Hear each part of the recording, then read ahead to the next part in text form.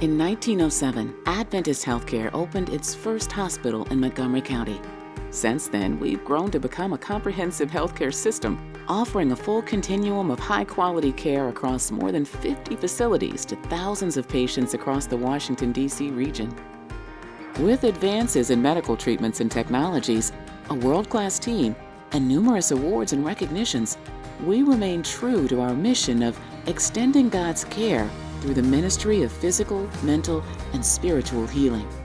Adventist HealthCare features 3 acute care hospitals: Shady Grove Medical Center, White Oak Medical Center, and Fort Washington Medical Center, and 2 full-spectrum rehabilitation hospitals, along with multiple outpatient rehab centers.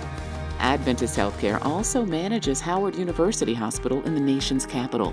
We also offer a network of cancer centers, imaging locations, primary and multi-specialty care, and home care services. Adventist HealthCare is a regional leader known for world-class services in areas such as heart care, orthopedics, maternity, and mental health, and has developed the region's largest clinically integrated network with more than 1,700 participating physicians and providers working together to improve quality of care and patient outcomes throughout the region. Adventist HealthCare has all of your health needs covered.